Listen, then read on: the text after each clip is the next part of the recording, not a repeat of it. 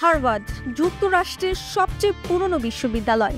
একসময় এই ক্যাম্পাসে ঘুরে বেড়াতেন মার্ক জাকারবার্গ, বারাক ওবামা, বিল গেটসের মতো বিশ্ববিখ্যাত মানুষরা। এমনকি এখানে পড়েছেন 8 জন মার্কিন প্রেসিডেন্টও।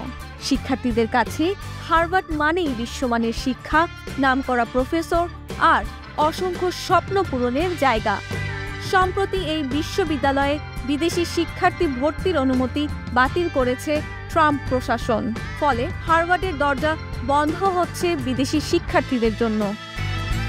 বিপাকে শুধু সাধারণ শিক্ষার্থীরা পড়েননি, পড়েছেন একজন রাজকুমারীও, নাম এলিজাবেথ। সব ঠিকঠাক থাকলে তিনি হবেন বেলজিয়ামের ভবিষ্যৎ রানী। বেলজিয়ামের রাজা ফিলিপ এবং রানী ম্যাথিল্ডের বড় মেয়ে তিনি।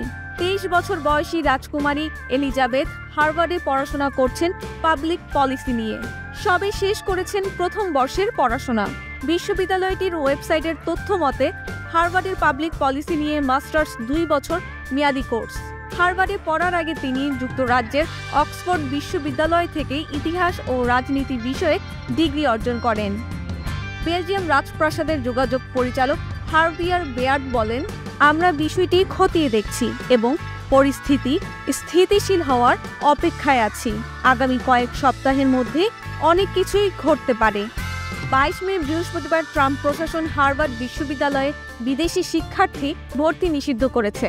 এছাড়া বর্তমানে যারা হার্ভার্ডে পড়ছেন তাদেরও অন্য কোনো শিক্ষা প্রতিষ্ঠানে চলে যেতে বলা হয়েছে, না হলে তারা যুক্তরাষ্ট্রে থাকার বৈধতা হারাতে পারেন।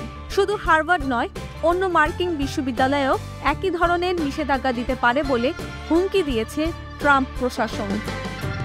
যদিও ট্রাম্প প্রশাসনের বিরুদ্ধে এরই মধ্যে হার্ভার্ড মামলা করেছে এবং আপাতত আদালতের নিষেধাজ্ঞা আরোপ হয়েছে। তবে অন্যান্য কলেজগুলোতেও প্রশাসন একই ধরনের পদক্ষেপ নিতে পারে বলে মনে করছেন অনেকেই।